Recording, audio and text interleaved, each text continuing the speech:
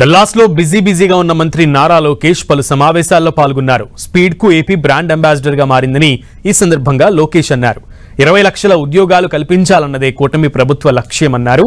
Why not 175 అంటే ప్రజలే why not 11 అని అన్నారు.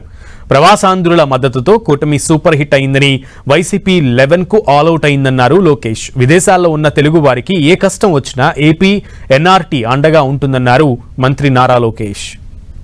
మీ అందరు తెలుసు 2019 నుంచి 24 వరకు మేము ఆంధ్ర రాష్ట్రం నుంచి వచ్చామని చెప్పుకునేదానికి సిగ్గుపడే వాళ్ళం. నేను ఒకరోజు ఢిల్లీకి వెళ్తుంటే పక్కన కూర్చున్న అడిగాడు, మీరు ఏ రాష్ట్రం నుంచి వచ్చారంటే ఆంధ్ర రాష్ట్రం నుంచి వచ్చానన్నా. ఓహో, సైకో పాలన రాష్ట్రం నుంచి వచ్చారని అడిగే పరిస్థితి. అలాంటి దగ్గర నుంచి ఈరోజు అన్ని రంగాల్లో ఆంధ్రప్రదేశ్ స్పీడ్ గా ముందరికెళ్తుంది. మన నినాదం ఒకటే, ఒక రాష్ట్రం ఒక రాజధాని, కానీ అభివృద్ధి వికేంద్రీకరణ. 5 కాదు 10 కాదు 15 సంవత్సరాలు ఈ కూటమి అధికారంలో ఉంటాం ఖాయం. కలిసికట్టుగా పనిచేస్తాం. ఆంధ్రులందరూ గర్వపడే విధంగా మేము ముందరికెళ్తామని ఈ సభాముఖం మీ అందరు తెలుపుతున్నా. విడాకులుండవు, మిస్ ఫైర్లుండవు, క్రాస్ ఫైర్లుండవు.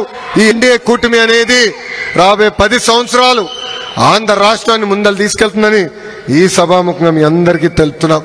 కలిసికట్టుగా ముందరికెళ్దాం. వాళ్ళన్నారు కనుక మనం అనాల్సిన అవసరం లేదు. మన రూటే వేరు, మన స్టైలే వేరు.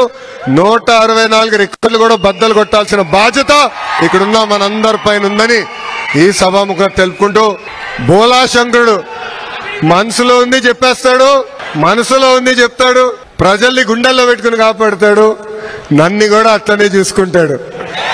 మనందరి బాలయ్య, నా ఒక్కడే ముద్దల మావయ్య. జై బాలయ్య.